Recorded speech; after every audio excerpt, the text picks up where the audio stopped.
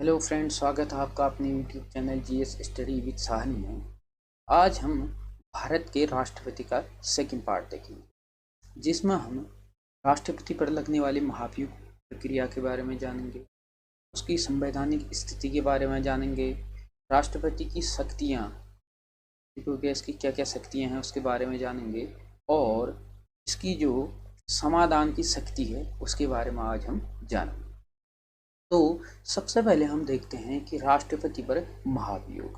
अब जो भारत में राष्ट्रपति पर महाभियोग की प्रक्रिया है वह अनुच्छेद 61 में इसका क्या है, वर्णन किया गया है। तो देखते हैं हम, राष्ट्रपति पर जो महाभियोग लगता है वह दो आधार पर लगाया जाता है। पहले तो अगर राष्ट्रपति विदेशी राष्ट्र के क्या प्रभाव में आ जाता है, यानी कि विदेशी राष्ट्र जो हैं, यानी कि शत्रु राष्ट्र जो हैं, उनके प्रभाव में आने से उनके हिसाब से चलता है, यानी कि भारत के संविधान के हिसाब से नहीं चलता है। और दूसरी चीज़ है कि संविधान का अतिक्रमण करने पर, यानी कि संविधान है जो भारत का, उसका ऊपर क्या करने पर, उसके हिसाब से ना चलने पर, उसका अतिक्रमण करने पर और मंत्रिमंडल की बात न मानने पर। ठीक हो गया, क्योंकि भारत में जो राष्ट्रपति होता है वह क्या होता है, मंत्रिमंडल की यानी कि मंत्रिपरिषद की सलाह पर ही कार्य करता है। अगर उसकी बात नहीं मानता है तो उस पर फिर क्या किया जाता है, महाभियोग की प्रक्रिया चलाई जाती है। राष्ट्रपति के महाभियोग में संसद, यानी कि संसद कौन, लोकसभा और राज्यसभा भाग लेती है। ठीक हो गया, यानी कि संसद में जो लोकसभा और राज्यसभा है वह भाग लेती है। ठीक हो गया, और इसमें लोकसभा राज्यसभा के मनोनीत सदस्य भी क्या करते हैं, भाग लेते हैं। जिनको राष्ट्रपति के द्वारा क्या किया जाता है, मनोनीत किया जाता है, वह भी इसमें भाग लेते हैं। परंतु विधानसभा के सदस्य भाग नहीं लेते हैं। ठीक हो गया। और राष्ट्रपति के निर्वाचन में हमने देखा था कि संसद यानी कि लोकसभा, राज्यसभा और विधानसभा, ठीक हो गया, विधानसभा के सदस्य इसमें क्या करते थे, निर्वाचन में भाग लेते थे। परंतु इसमें जो महाभियोग लगता है, महाभियोग प्रक्रिया में लोकसभा, राज्यसभा और मनोनीत जो सदस्य होते हैं वही सिर्फ इसमें क्या करते हैं, भाग लेते हैं। परंतु निर्वाचन में मनोनीत सदस्य भाग नहीं लेते हैं। और विधानसभा के यानी कि राज्य की जो विधानसभा है और दिल्ली और पुदुचेरी के विधानसभा के सदस्य इसमें क्या करते हैं, भाग लेते हैं। ठीक हो गया, निर्वाचन में। परंतु महाभियोग में कौन कौन लेते हैं, लोकसभा, राज्यसभा और जो राज्यसभा के मनोनीत सदस्य होते हैं वह इसमें क्या करते हैं, भाग लेते हैं। ठीक हो गया। अब उसके बाद राष्ट्रपति पर महाभियोग लगाने के लिए संसद के किसी भी सदन में प्रस्ताव लाया जा सकता है। ठीक हो गया, जैसे अगर हो सकता है कि संसद के राज्यसभा में यह प्रस्ताव लाया जा रहा है, ठीक हो गया, तो वहाँ पर जब प्रस्ताव लाया जाएगा यह 1/4 यानी कि कुल जितने उसमें सदस्य होंगे, जितने उस राज्यसभा या लोकसभा में क्या होंगे, सदस्य होंगे, उनके 1/4 लोगों के द्वारा, ठीक हो गया, एक यानी कि 1/4 लोगों के द्वारा यह प्रस्ताव सदन में रखा जाएगा, या तो लोकसभा में या राज्यसभा में। ठीक हो गया, किसी में भी रखा जा सकता है पहले। ठीक हो गया, यानी कि इसके लिए कोई बाउंडिंग नहीं है कि आप पहले लोकसभा में ही रखें या पहले राज्यसभा में ही रखें। आप यह प्रक्रिया किसी भी सदन से शुरू कर सकते हैं, यानी कि किसी भी सदन में यह प्रस्ताव लाया जा सकता है। परंतु लाने के लिए क्या होगा, 1/4 यानी कि कुल सदस्यों का 1/4 जो सदस्य होंगे उनके द्वारा यह क्या किया जाएगा, लाया जाएगा, इससे कम नहीं होंगे। ठीक हो गया।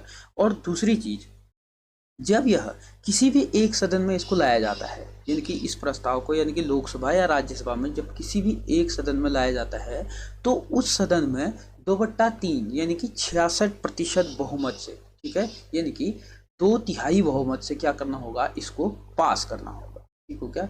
अगर 2/3 बहुमत से किसी भी पहले सदन में, यानी कि लोकसभा या राज्यसभा में, जिसमें से भी अगर इसको लाया जाएगा उस सदन में इसको 2/3 यानी कि 2/3 बहुमत से इसको क्या करना होगा, पास करना होगा, यानी कि 66% बहुमत से। और इसके उपरांत सदन के दूसरे सदन में भेजने से पहले, यानी कि जब एक सदन में यह पास हो जाता है उसके बाद जब इसको दूसरे सदन में भेजा जाता है तो उससे पहले राष्ट्रपति को सूचित करना क्या होता है, अनिवार्य होता है। ठीक हो गया, यानी कि राष्ट्रपति को सूचित करना अनिवार्य होगा।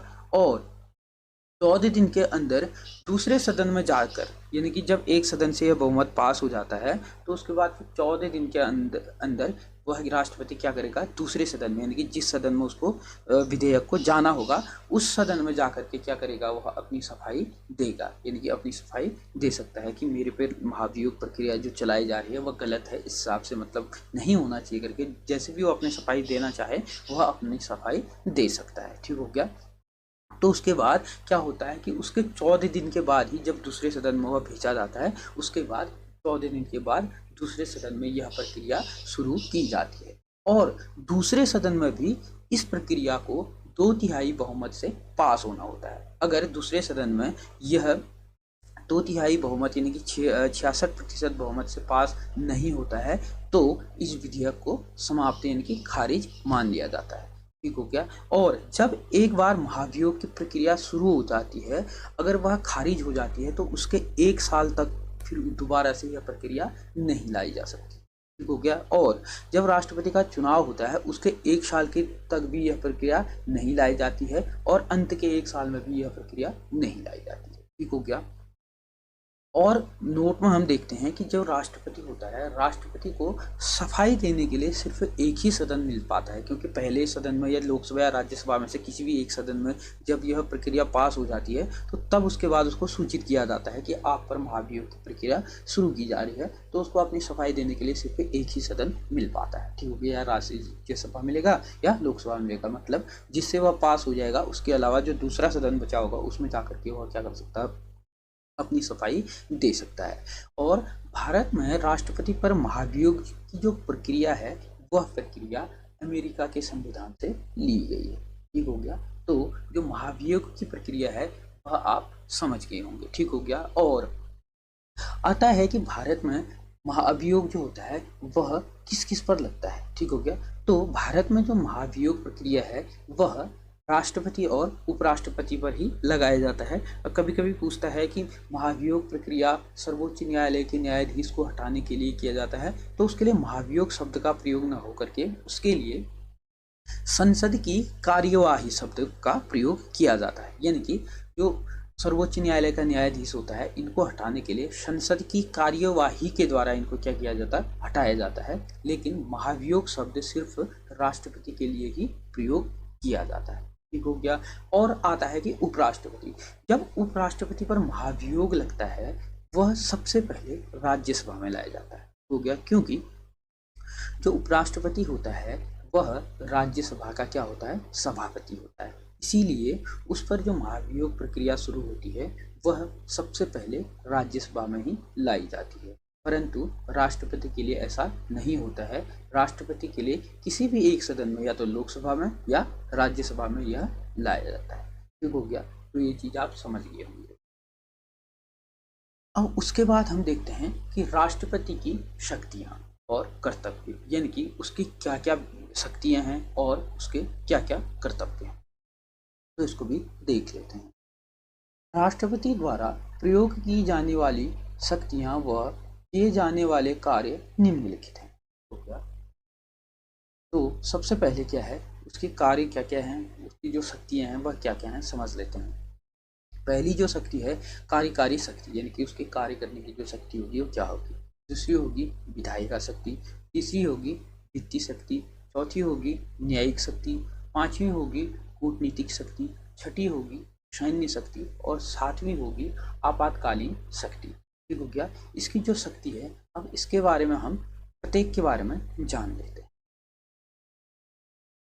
अब सबसे पहले हम देखते हैं कार्यकारी शक्ति। कार्यकारी शक्ति, राष्ट्रपति की कार्यकारी शक्ति वह कार्य है। ठीक हो गया। क्या क्या है देख लेते हैं।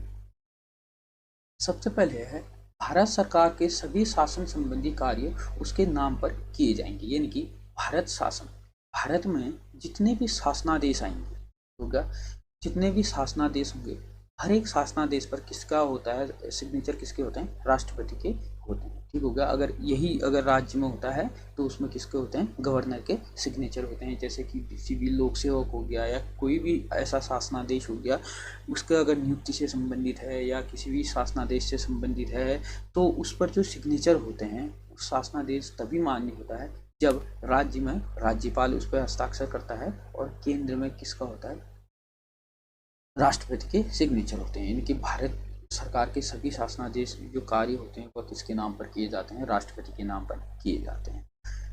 दूसरा है वह नियम बना सकता है ताकि उसके नाम पर दिए जाने वाले आदेश और अन्य अनुदेश वैध, ठीक हो गया। यानी कि जो भी उसके नाम पर आदेश दिए जाएंगे वह ऐसे नियम बना सकता है कि वह क्या होंगे, वैध होंगे, ठीक हो गया। यानी कि अवैध उनको नहीं घोषित किया जाएगा। फिर उसके बाद है तीसरा कि यहाँ पर तीसरा होगा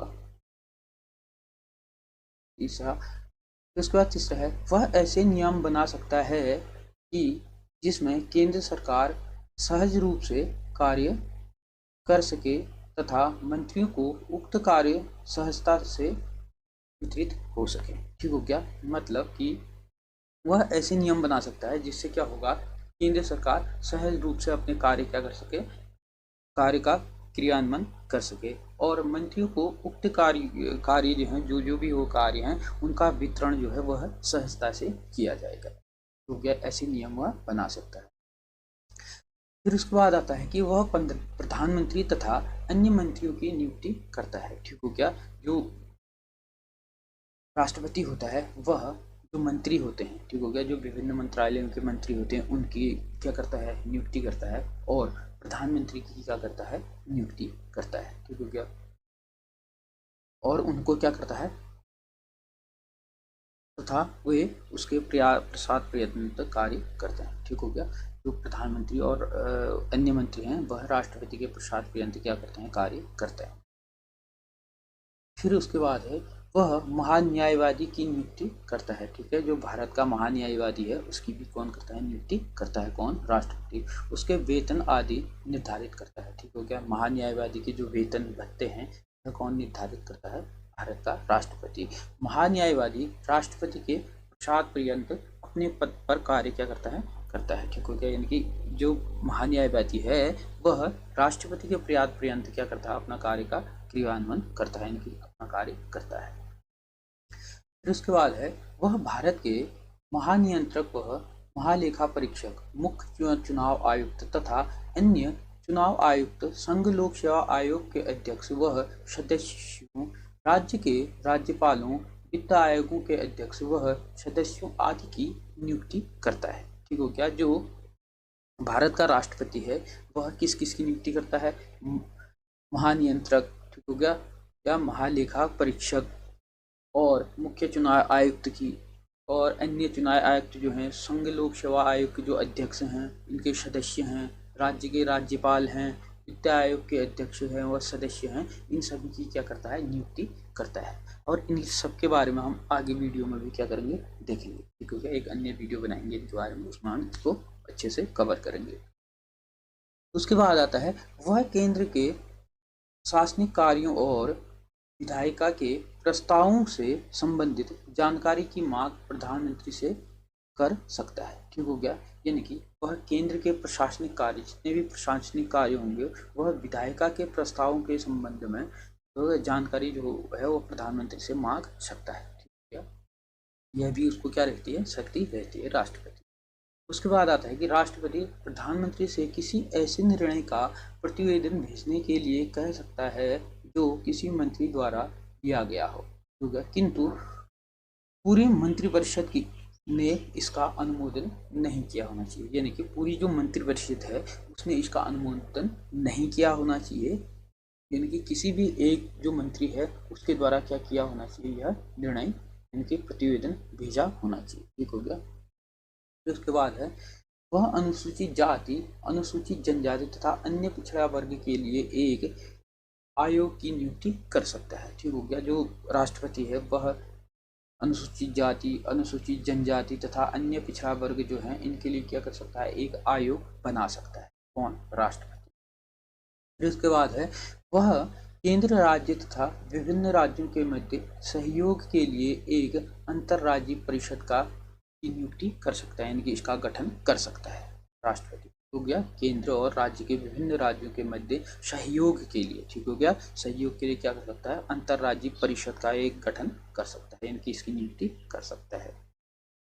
के बाद वह स्वयं द्वारा नियुक्त प्रशासकों के द्वारा केंद्र शासित राज्यों का प्रशासन सीधे संभाल सकता है। यानी कि जो उसके द्वारा क्या किए जाते हैं, जो लोक प्रशासन अधिकारी होते हैं इनके द्वारा, ठीक हो गया, जैसे लोक सेवा आयोग के जितने भी लोक सेवा आयोग से जितने भी बड़े बड़े आईएएस पीसीएस यानी कि सचिव लोग बनते हैं, तो इनके द्वारा, ठीक हो गया, केंद्र शासित प्रदेश जो होते हैं इनका जो प्रशासन है वह सीधे अपने हाथ में ले सकता है, यानी कि उसका प्रशासन सीधे या क्या कर सकता है, उनके द्वारा चला सकता है।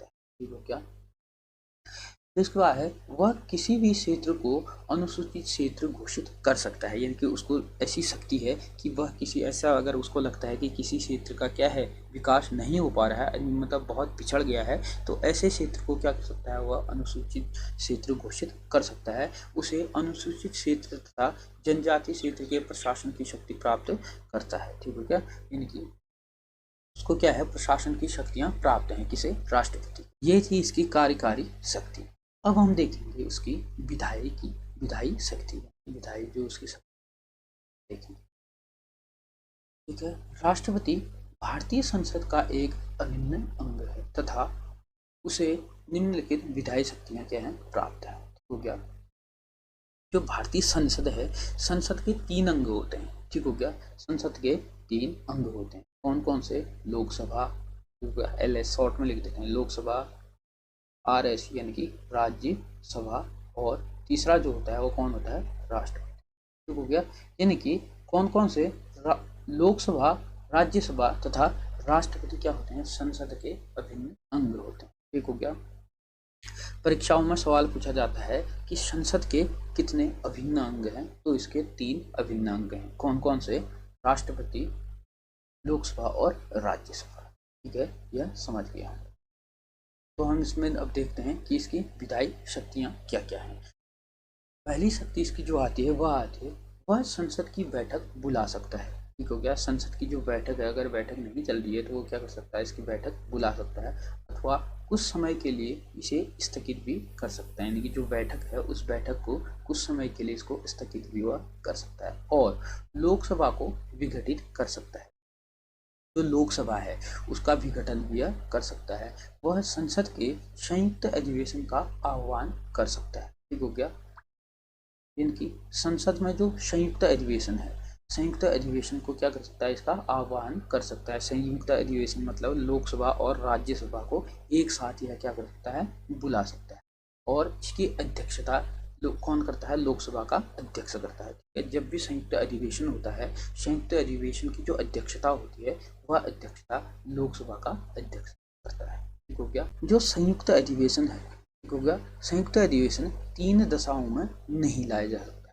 पहला, महाभियोग प्रक्रिया में। ठीक हो गया, महाभियोग प्रक्रिया में संयुक्त अधिवेशन नहीं बुलाया जा सकता है। दूसरा है धन विधेयक के मामले में, धन विधेयक के मामले में भी संयुक्त अधिवेशन नहीं किया जाता है। और तीसरा है संविधान संशोधन के मामले में। ठीक हो गया, यानी कि जब संविधान संशोधन होगा इस मामले में भी संयुक्त अधिवेशन नहीं बुलाया जा सकता। ठीक हो गया। और अब तक यह सिर्फ 3 ही बार इसको बुलाया गया है। सबसे पहले जो संयुक्त अधिवेशन बुलाया गया था वह बुलाया गया था 1961 में। हो गया 1961 में, यानी कि इसमें दहेज उन्मूलन का प्रावधान किया हुआ था। ठीक हो गया, इस पर क्या किया गया था, संयुक्त अधिवेशन बुलाया गया था। और दूसरा जो बुलाया गया था वो बुलाया गया था 1978 78।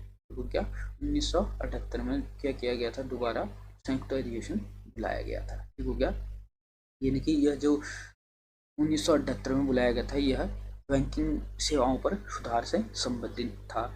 और उसके बाद जो आया था तीसरा, वह आया था 2001 में। ठीक हो गया, यह आया था 2001 में।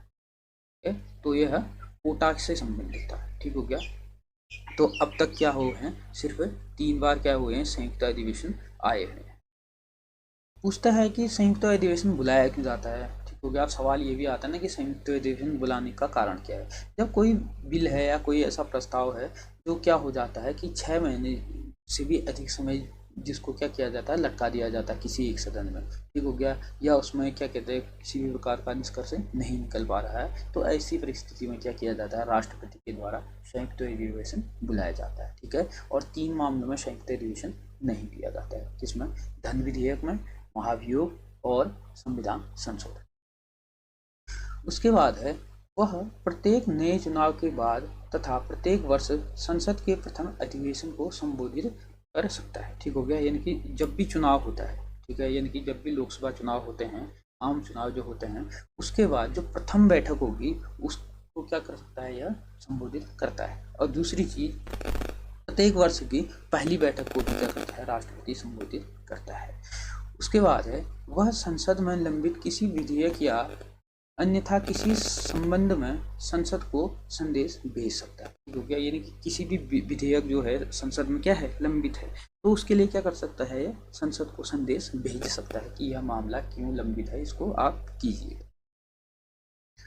उसके बाद है यदि लोकसभा के अध्यक्ष व उपाध्यक्ष दोनों के पद रिक्त हों, यानी कि जो लोकसभा का अध्यक्ष है या उपाध्यक्ष है, तो इन दोनों में से क्या है, दोनों पद क्या हैं, रिक्त हैं, तो वह लोकसभा के किसी भी सदस्य को सदन की अध्यक्षता सौंप सकता है। मतलब अगर रिक्त की स्थिति में क्या कर सकता है, वह किसी भी सदन के, यानी कि जो भी लोकसभा का सदन है, उस सदन में क्या है, किसी भी एक सदस्य को पकड़ करके कह सकता है कि आप क्या करें, सदन की अध्यक्षता करें, ठीक है। इसी प्रकार यह राज्य के सभापति व उपसभापति दोनों पद क्या हैं, रिक्त हैं। यानी कि सभापति कौन होता है, राज्यसभा का, राज्यसभा का सभापति होता है क्या कहते हैं, उपराष्ट्रपति, और जो उसका उपसभापति होता है, दोनों में से कोई भी पद अगर रिक्त हो तो ऐसी स्थिति में भी क्या कर सकता है, वह राज्यसभा में से किसी भी एक सदस्य को वह उसकी अध्यक्षता सौंप सकता है, यानी कि कह सकता है कि आप क्या करें, सदन की अध्यक्षता करें। फिर उसके बाद आता है कि वह साहित्य, विज्ञान, कला व समाज सेवा से जुड़े अथवा जानकार व्यक्तियों से, ठीक है, ऐसे जो कला से हो, विज्ञान से हो, साहित्य से हो, ऐसे इनसे जुड़े या जानकार व्यक्ति को क्या 12 सदस्यों को क्या कर सकता है, राज्यसभा में मनोनीत कर सकता है, ठीक हो गया। पहले 2 क्या करता है था, एंग्लो इंडियन को भी लोकसभा में मनोनीत करता है था, परंतु अब यह संशोधन के द्वारा हटा दिया गया है, ठीक हो गया। तो उसके बाद आता है कि वह चुनाव आयोग से परामर्श कर संसद सदस्यों की निरंता के प्रश्न पर क्या कर सकता है, निर्णय ले सकता है। यानी कि वह चुनाव आयोग से क्या करेगा, परामर्श कर सकता है कि जो संसद सदस्य हैं वह कहीं गलत हिसाब से तो नहीं आ गए हैं, तो इसके लिए वह क्या कर सकता है, इससे बात करके इस प्रश्न पर वह क्या कर सकता है, निर्णय ले सकता है। उसके बाद है संसद में कुछ विशेष प्रकार के विधेयकों को प्रस्तुत करने के लिए राष्ट्रपति की सिफारिश अथवा आज्ञा आवश्यक है, ठीक हो गया। यानी कि कुछ ऐसे विधेयक हैं जिन पर पहले क्या किया जाता है, राष्ट्रपति की पूर्वानुमति लेनी की आवश्यक है, ठीक हो गया। जैसे क्या क्या है इसमें, भारत की संचित निधि से खर्चे संबंधी विधेयक, यानी कि जो भारत की संचित निधि है, इससे अगर किसी भी प्रकार का धन अगर निकालना है तो उसके लिए आपको पहले राष्ट्रपति की पूर्वानुमति लेनी की आवश्यक है।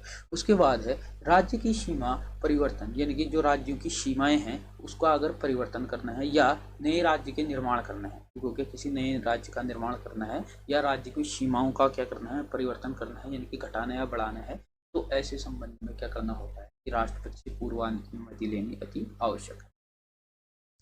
फिर उसके बाद है जब एक विधेयक संसद द्वारा पारित होकर राष्ट्रपति के पास भेजा जाता है तो उसको क्या क्या शक्तियां होती हैं, ठीक हो गया। आगे हम देखेंगे वीटो पावर इसकी, ठीक हो गया। अभी समझ लेते हैं तो उसको क्या क्या शक्ति है, या तो वह विधेयक को स्वीकार कर देगा, ठीक है, किसी भी विधेयक अगर विधानसभा से मतलब संसद, लोकसभा और राज्यसभा से क्या हो गया, पास हो गया है, तो उसको राष्ट्रपति के पास भेजा जाता है, तो उस पर क्या कर सकता है, वह अपने सिग्नेचर करके उसको स्वीकार कर लेगा। उसके बाद है विधेयक को अपनी पास सुरक्षित रखता है, यानी कि कोई भी विधेयक आ गया वह अपने पास सुरक्षित रख सकता है। तीसरा है विधेयक को, यह धन विधेयक नहीं होना चाहिए, ठीक हो गया, धन विधेयक नहीं होना चाहिए। अगर धन विधेयक होता है तो धन विधेयक तो क्या होता है, पहले से ही उसकी पूर्वानुमति ले ली होती है।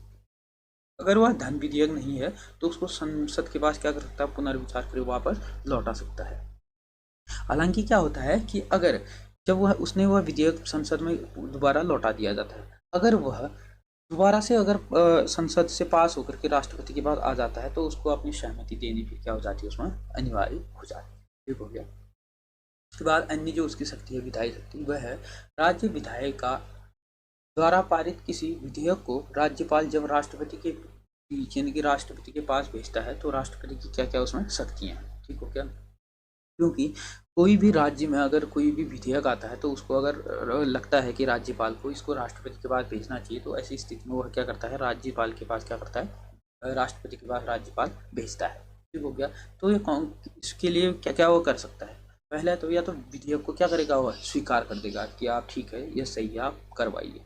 दूसरी चीज़ है विधेयक पर अपनी स्वीकृति सुरक्षित रखेगा, यानी कि ना तो उसमें क्या करेगा, हाँ कहेगा ना कहेगा, अपने पास रख देगा उसको। तीसरी चीज है राज्यपाल को निर्देश देता है कि वह विधेयक को क्या करेगा, यह विधेयक यहाँ भी क्या नहीं होना चाहिए, धन विधेयक नहीं होना चाहिए, तो वह को विधेयक को पुनर्विचार के लिए क्या करेगा, विधानसभा में लौटाएगा। ठीक हो गया।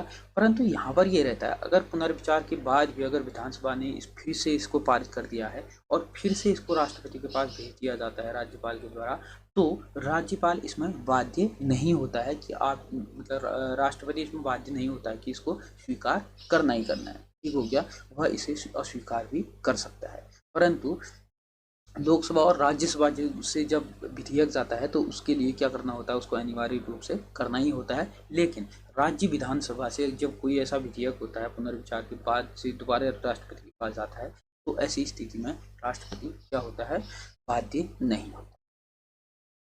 उसके बाद है वह संसद के सत्रावसान की अवधि में अध्यादेश जारी कर सकता है। यानी कि अगर कभी क्या होता है कि सत्र नहीं चल रहा है लेकिन कोई ऐसा विधेयक है जिसको लाना अति आवश्यक है, तो प्रधानमंत्री यानी कि मंत्रिमंडल की सलाह पर वह क्या कर सकता है, एक अध्यादेश ला सकता है। अब उसको अध्यादेश लाने की शक्ति आर्टिकल 123 याद करने का तरीका है, ये आसानी से याद हो जाता है ये आर्टिकल, क्योंकि 1, 2, 3, 123 में क्या है, राष्ट्रपति के अध्यादेश की शक्ति का वर्णन किया गया है। ठीक हो गया।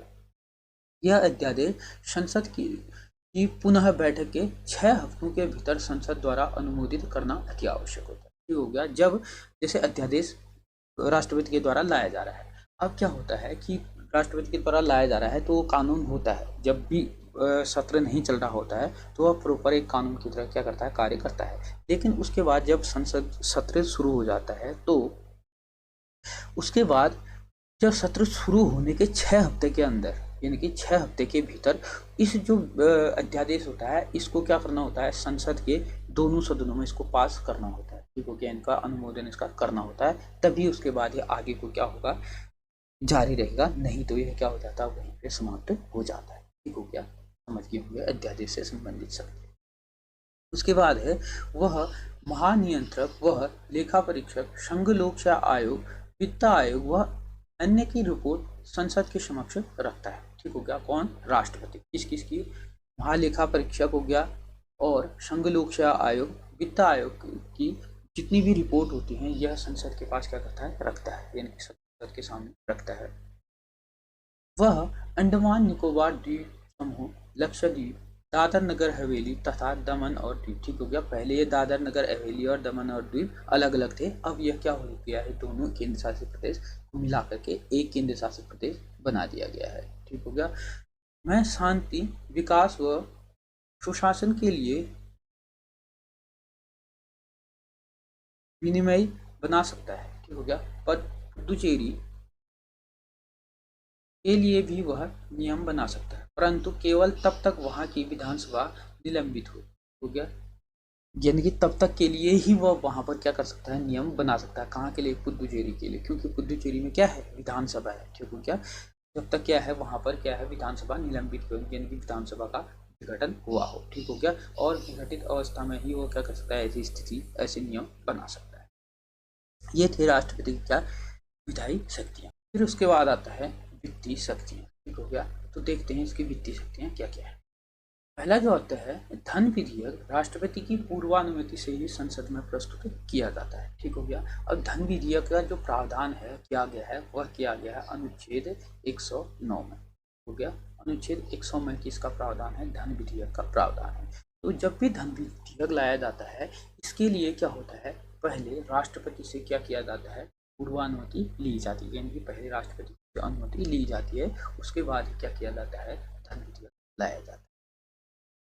उसके बाद है वह वार्षिक वित्तीय विवरण, ठीक हो गया, वार्षिक वित्तीय विवरण यानी कि केंद्रीय बजट, ठीक हो गया, बजट का जो प्रावधान है वह किया गया है 112 में, ठीक हो गया, 112 में किसका प्रावधान है? बजट का प्रावधान किया गया है, तो अनुच्छेद 112 में।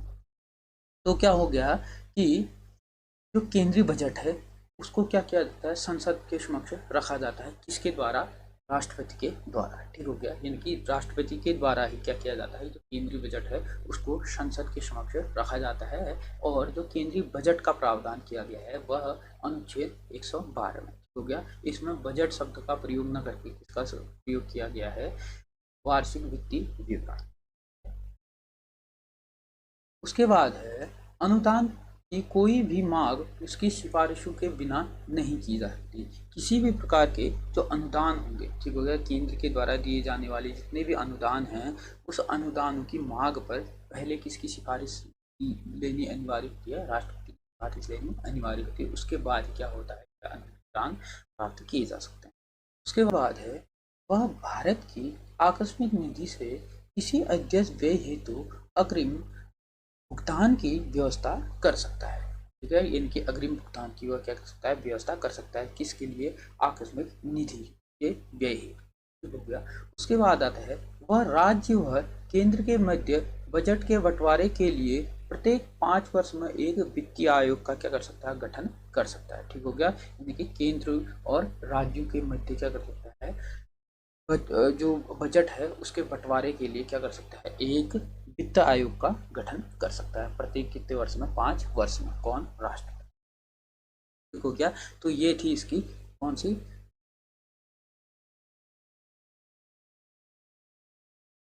हो गया, तो ये थी इसकी वित्तीय शक्ति। अब हम उसके बाद देखते हैं इसकी न्यायिक शक्ति, तो क्या इसकी जो न्यायिक शक्ति है वह क्या क्या है? तो इसकी जो न्यायिक शक्ति है, सबसे पहले हम देखते हैं कि राष्ट्रपति की न्यायिक शक्ति के अंतर्गत निम्न चीजें आती हैं, देखते हैं। वह उच्च न्यायालय के मुख्य न्यायाधीश और उच्च न्यायालय के जो अन्य न्यायाधीश हैं इनकी क्या करता है। दूसरी चीज, वह उच्च न्यायालय से किसी विधि या तथ्य पर सलाह ले सकता है, ठीक हो गया, यानी कि वह किसी भी उच्च न्यायालय से क्या कर सकता है? सलाह ले सकता है, परंतु वह इन सलाह को मानने के लिए बाध्यकारी नहीं होता, ठीक है। उसके बाद है वह किसी परामर्श के लिए दोषी सिद्ध किसी व्यक्ति के दंड को क्या कर सकता है? निलंबित कर सकता है, कम कर सकता है, यानी कि क्षमा उसको कर सकता है, हो गया। उसके बाद है उन सभी मामलों में उसमें सजा, ठीक है, जैसे जो सैन्य न्यायालय में भी जो सजाएं चल रही हैं वो भी क्या कर सकता है? कम कर सकता है, यानी कि उसको भी समाप्त कर सकता है। उन सभी मामलों में जिनमें केंद्रीय विधियों के विरुद्ध अपराध के लिए सजा दी हो, और उन सभी मामलों में जिनमें दंड का स्वरूप प्राण दंड हो, यानी कि मृत्यु दंड को कम कर सकता है या इसको हटा सकता है, ठीक हो गया। उसके बाद है कूटनीतिक शक्तियाँ। कूटनीतिक शक्ति इसकी क्या क्या होती हैं? तो अंतर्राष्ट्रीय संधियां व समझौते राष्ट्रपति के ही नाम पर ही क्या होते हैं? किए जाते हैं। हालांकि इसके लिए संसद की अनुमति लेनी क्या होती है? अनिवार्य होती है। वह अंतर्राष्ट्रीय मंचों व मामलों में भारत का प्रतिनिधित्व करता है और कूटनीतिज्ञ जैसे राजदूतों व उच्चायुक्तों को भेजता है, ठीक हो गया, एवं उनका स्वागत करता है, ठीक हो गया, जैसे दूसरे देश के उच्चायुक्त राजदूत होते हैं उनका स्वागत करता है, और अपने देश के राजदूतों को विभिन्न देशों में क्या करता है? भेजता है। यह शक्ति भी किसकी है? राष्ट्रपति। उसके बाद है इसकी सैन्य शक्ति, ठीक हो गया, वह भारत के सैन्य बलों का सर्वोच्च क्या होता है? सेनापति होता है। कौन? भारत का राष्ट्रपति। सभी सेनाओं, तीनों सेनाओं का जो सर्वोच्च सेनापति होता है वह भारत का राष्ट्रपति। इस समता में वह थल सेना, जल सेना, वायु सेना का प्रमुख की नियुक्ति करता है, ठीक है, यानी कि थल सेना, जल सेना और वायु सेना का जो प्रमुख होता है इसकी क्या करता है? नियुक्ति भी करता है। वह युद्ध या इसकी समाप्ति की घोषणा करता है, किंतु यह संसद की अनुमति के अनुसार होता है, ठीक हो गया, यानी कि जब संसद की अनुमति होती है, कहा जाता है कि भारत में जो राष्ट्रपति है वह क्या करता है? जो मंत्रिपरिषद है इनकी सलाह पर कार्य करता है। ठीक हो गया। तो क्या करता है कि संसद की अनुमति के बाद ही यह ऐसे निर्णय लेता है। उसके बाद है इसकी आपातकालीन शक्तियाँ। आगे चलकर भी हम इनमें डीपली क्लास देखेंगे, लेकिन अभी हम समझ लेते हैं थोड़ा कि इसके पास क्या क्या से है। पहले तो है राष्ट्रीय आपातकाल। जब राष्ट्रीय आपातकाल लगता है तो वह किसके आधार पर लगता है? अनुच्छेद 352। ठीक हो क्या? कौन लगाता है? राष्ट्रपति के द्वारा लगाया जाता है। उसके बाद है राष्ट्रपति शासन, यानी कि जो राज्यों में राष्ट्रपति शासन लगता है वह अनुच्छेद 356 तथा 365 के तहत लगता है। और उसके बाद आता है वित्तीय आपातकाल। ठीक है, जब वित्तीय स्थिति देश की खराब हो जाती है तो ऐसी स्थिति में जो वित्तीय आपातकाल लगाया जाता है वह अनुच्छेद 360 के तहत लगाया जाता है राष्ट्रपति। ठीक हो गया। लेकिन इन सभी आपातकालों को लगाने के लिए क्या किया जाता है? पहले मंत्रिपरिषद के द्वारा कहा जाता है कि आपातकाल लगाने के लिए था। ठीक हो गया, यानी कि मंत्रिपरिषद की पूर्वानुमति अनिवार्य होती है। उसके बाद आता है राष्ट्रपति की वीटो शक्ति, यानी कि राष्ट्रपति के पास क्या क्या वीटो शक्ति है। ठीक हो गया।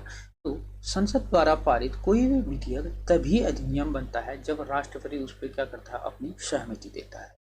जब ऐसे विधेयक राष्ट्रपति की सहमति के लिए प्रस्तुत होता है तो उसके पास 3 विकल्प होते हैं। ठीक हो गया। और यह जो राष्ट्रपति के पास वीटो शक्ति है, यानी कि विधेयकों से संबंधित जो क्या कहते हैं शक्तियां हैं उसको स्वीकार करने की या स्वीकार न करने की आपके पास सुरक्षित रखने के, यह किस में वर्णित है? अनुच्छेद 111। ठीक हो गया। यानी कि राष्ट्रपति का जो वीटो शक्ति है वह अनुच्छेद 111 के अंतर्गत रखा गया है। 111 में यह रखा गया है। मुख्य रूप से जो राष्ट्रपति होता है उसके पास 4 वीटो शक्तियां होती हैं। ठीक हो गया। और अभी के टाइम में भारत में सिर्फ क्या है? 2 ही वीटो शक्तियां क्या हैं? कार्यरत हैं। ठीक हो गया। 2 ही राष्ट्रपति के पास वीटो शक्तियां। पहले ये तीसरी अभी थी, कौन सी? अत्यंतकारी वीटो। ठीक हो गया, जिसे अब क्या कर दिया गया है? समाप्त कर दिया गया है। ठीक हो गया। अत्यंतकारी जो वीटो था, इस वीटो में क्या था कि जो राष्ट्रपति है वह किसी भी मामले को अपने पास क्या कर सकता था? सुरक्षित रख सकता था। ठीक हो गया, किसमें? अत्यंतकारी वीटो में। उसके बाद आता है निलंबनकारी वीटो, यानी कि निलंबनकारी वीटो वह वीटो होता है जिसमें क्या करता है कि राष्ट्रपति ऐसे विधेयक को क्या कर सकता है? पूर्वानुमति के लिए सदन में भेज सकता है कि आप क्या कीजिएगा, इस मामले में पुनर्विचार कीजिएगा। ठीक है। परंतु अगर दोबारा से अगर वह पास होकर के राष्ट्रपति के पास आ जाता है, ठीक है, यानी कि उसको साधारण बहुमत से भी अगर पास होकर आ जाता है तो उसके लिए क्या किया जाता है? फिर उसको अनिवार्य रूप से उसको स्वीकार करना ही होता है, यानी कि उसमें हस्ताक्षर को करने ही होते हैं इसको राष्ट्रपति। ठीक हो गया। उसके बाद आता है पॉकेट वीटो। पॉकेट वीटो जो होता है इसमें क्या करता है कि राष्ट्रपति अपने यानी कि पॉकेट में उसको डाल देता है, यानी कि अपने पास रख लेता है। इसमें ना तो हाँ का जवाब देता है ना का जवाब देता है। ठीक हो गया। और सन कब? सन 1986 में। ठीक हो गया। 1986 में जो ज्ञानी जेल सिंह राष्ट्रपति उस टाइम के थे, उन्होंने जो भारतीय डाक संशोधन एक बिल आया था, इस बिल पर क्या किया था? यह पॉकेट वीटो का प्रयोग किया था, यानी कि इस बिल को क्या कर दिया था? इन्होंने अपने पास अपने पॉकेट में इसको सुरक्षित रख लिया था। ठीक हो गया। कब? 1986 में। ठीक हो गया। एक होता है विशेषाधिकार वीटो, जो भारत में न होकर के अमेरिका में जो वीटो है। ठीक हो गया। इसमें जब भी विधेयक जो होता है वह अगर एक बार राष्ट्रपति के पास जाता है, उसके बाद अगर राष्ट्रपति के द्वारा उसको लौटा दिया जाता है पुनर्विचार के लिए, तो दोबारा उस बिल में क्या करना होता है? 2/3 यानी कि 2/3% बहुमत से उसको पास करना होता है। ठीक हो गया। लेकिन भारत में जो निलंबनकारी वीटो है, इसमें क्या होता है? जब वापस लौटा दिया जाता है, अगर उसको साधारण बहुमत से पास किया जाता है तो दोबारा उसको स्वीकार करना अनिवार्य होता है। लेकिन अमेरिका में जो विशेषाधिकार वीटो है, अगर इसके तहत अगर राष्ट्रपति ने उसको वापस लौटा दिया तो दोबारा से उसको 2/3 बहुमत से इसको, यानी कि विशेषाधिकार बहुमत यानी कि विशेष बहुमत से उसको क्या करना होता है? पास करना होता है। ठीक हो गया। लेकिन अब क्या है? अत्यंतकारी जो वीटो है उसको क्या कर दिया गया है? समाप्त कर दिया गया है। ठीक है। तो वीटो अत्यंतकारी, इसको अब क्या कर दिया है? भारत में समाप्त कर दिया है। उसके बाद हमने देखते हैं कि राष्ट्रपति की समाधान शक्ति, यानी कि जो न्यायिक उसकी शक्तियां हैं, समाधान शक्ति, वह क्या क्या है, कैसे कैसे वह समाधान करता है। ठीक है। भारतीय संविधान के अनुच्छेद 72 में क्या किया गया है, राष्ट्रपति को उन व्यक्तियों को क्षमा करने की शक्ति प्रदान की गई है जो इन मामलों में, निम्नलिखित मामलों में क्या है, दोषी सिद्ध किए गए हैं। ठीक हो गया। कौन कौन से है? संघीय विधि के विरुद्ध किसी अपराध में दिए गए दंड, ठीक है, दिए गए दंड और सैन्य न्यायालय द्वारा दिए गए दंड, यदि दंड का स्वरूप मृत्यु दंड हो। ठीक हो गया। तो इन परिस्थितियों में राष्ट्रपति क्या कर सकता है, समाधान दे सकता है। जो भी ये दोषी के द्वारा समाधान याचना की जा सकती है उसको क्या कर सकता है, या माफ कर सकता है या कम कर सकता है। राष्ट्रपति की समाधान शक्ति न्यायपालिका के से स्वतंत्र है, यानी कि न्यायपालिका से क्या है, स्वतंत्रता है। इनकी राष्ट्रपति की जो समाधान शक्ति है वह न्यायपालिका से स्वतंत्र है। ठीक हो गया। वह एक कार्यकारी शक्ति है। ठीक हो गया। एक क्या है, कार्यकारी शक्ति है, परंतु राष्ट्रपति इस शक्ति का प्रयोग करने के लिए किसी न्यायालय के तहत पेश नहीं आता। ठीक हो गया। यानी जैसे किसी न्यायालय में क्या चलते हैं, तारीख चलते हैं, यानी कि सबूत के आधार पर काम होता है, तो ऐसे राष्ट्रपति क्या करता है, पेश नहीं आता है। और राष्ट्रपति की इस शक्ति के दो स्वरूप होते हैं। क्या क्या देखते हैं। विधि के प्रयोग में होने वाले न्यायिक गलतियों को सुधार के लिए। ठीक हो गया। जैसे किसी भी न्यायिक न्यायालय में ऐसा तो है नहीं कि कोई भी चीज़ क्या है, सही होती, कुछ गलतियां हो जाती। ठीक हो गया। ऐसी गलतियों को, न्यायिक गलतियां जो हैं, इन गलतियों को सुधारने के लिए क्या किया जाता है, राष्ट्रपति ऐसी गलतियों को सुधार सकता है। दूसरी चीज, यदि राष्ट्रपति दंड का स्वरूप अधिक कड़ा समझता है, ठीक हो गया, यानी कि कोई दंड है जिसको वह अधिक कड़ा समझता है, तो उसको क्या कर सकता है, बचाव प्रदान कर सकता है, यानी कि उस स्वरूप को कम कर सकता है। यानी कि कड़ा है, उस कड़े को, जो कड़ा स्वरूप है उसको क्या कर सकता है, कम कर सकता है। ठीक है। तो देखते हैं कि जो राष्ट्रपति की समाधान शक्तियां हैं वह क्या क्या है। पहला है कि क्षमा।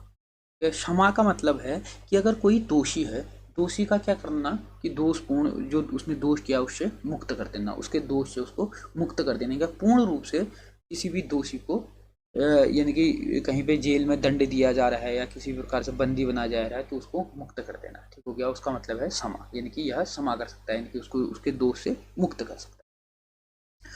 दूसरा आता है लघुकरण, यानी कि कम करना।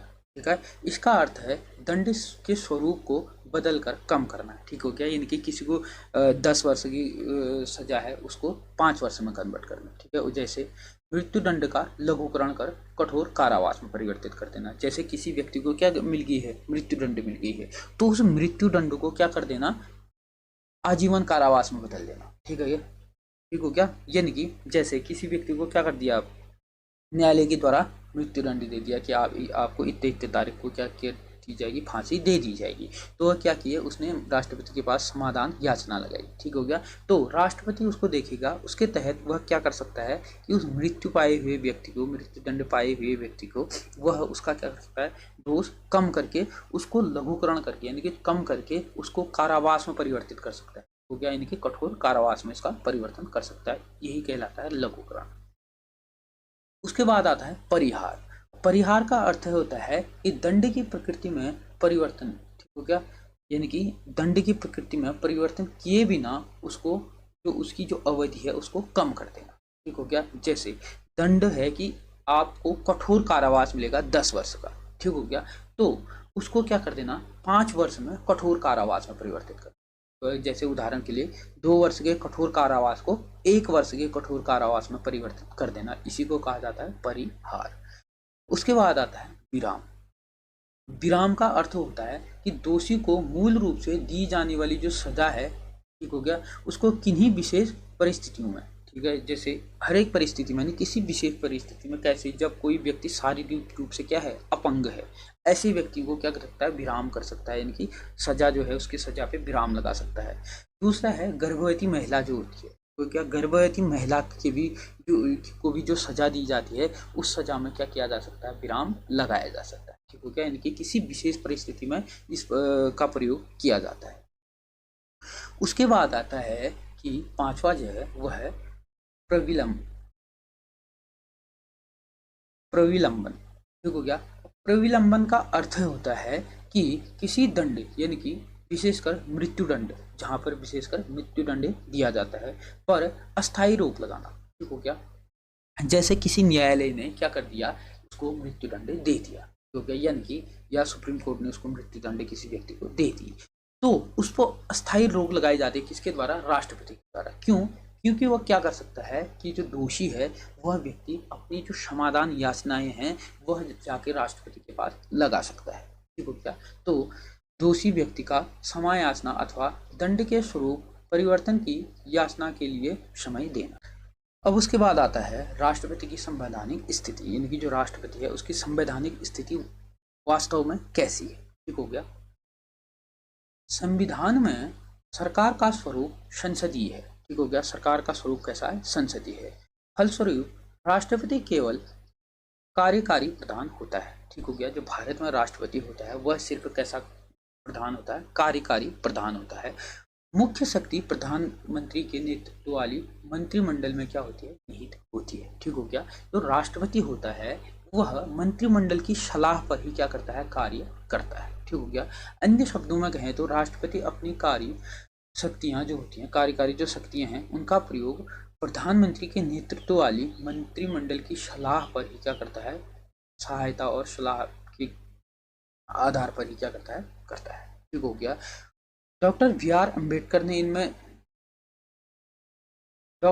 अम्बेडकर ने राष्ट्रपति के वास्तविक स्थिति को निम्न प्रकार से बताया है। कैसे? कि भारतीय राष्ट्रपति की भारतीय संविधान में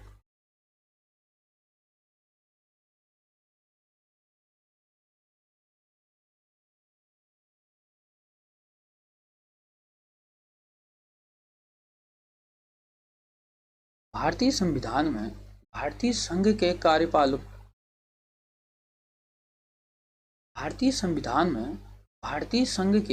कार्यपालों का एक प्रमुख हो गया, यानी कि कार्यपालों का एक प्रमुख होगा जिसे संघ का राष्ट्रपति कहा जाएगा। यह कहा गया है किसके द्वारा, डॉक्टर बी आर अम्बेडकर के द्वारा। ठीक हो गया, राष्ट्रपति की संवैधानिक स्थिति को समझने के लिए विशेष रूप से अनुच्छेद 53, अनुच्छेद 74, अनुच्छेद 75 के प्रावधानों के का संदर्भ लिया गया है। ठीक हो गया, पहला है संघ की कार्यकारी शक्ति राष्ट्रपति में निहित होगी और वह इसका प्रयोग इस संविधान के अनुसार स्वयं या अपने अधीनस्थ अधिकारियों के द्वारा करेगा। यह कहा गया है अनुच्छेद 53 में, जो हमने पहले भी पढ़ लिया है। ठीक हो गया, और अनुच्छेद 74 में क्या कहा गया है इसको समझते हैं। इसको आगे जाकर के भी हम प्रत्येक अनुच्छेदों का जो विवरण कर रहे हैं उसमें हम इसको देखेंगे। राष्ट्रपति को सहायता तथा सलाह के लिए प्रधानमंत्री के नेतृत्व में एक मंत्रिपरिषद होगी। वह संविधान के अनुसार अपने कार्यों व कर्तव्यों का उनकी सलाह पर निर्वाह करेगा। ठीक हो गया, यह कहा गया है अनुच्छेद 74 में। और अनुच्छेद 75 में कहा गया है कि मंत्रिपरिषद लोकसभा के प्रति सामूहिक रूप से उत्तरदायी होगी। ठीक हो गया, जो मंत्रिपरिषद है वह किसके प्रति उत्तरदायी होगी, लोकसभा के प्रति उत्तरदायी होगी। यह कहा गया अनुच्छेद 75 में, और यह उपबंध संसदीय व्यवस्था की नींव है। ठीक हो गया, तो आज हमने देखा राष्ट्रपति के बारे में। ठीक हो गया, तो जो राष्ट्रपति है भारत का, उसकी स्थिति, ठीक हो गया, उसकी शक्तियां से संबंधित हमने सारे प्रावधानों को इसमें देख लिया है। ठीक हो गया।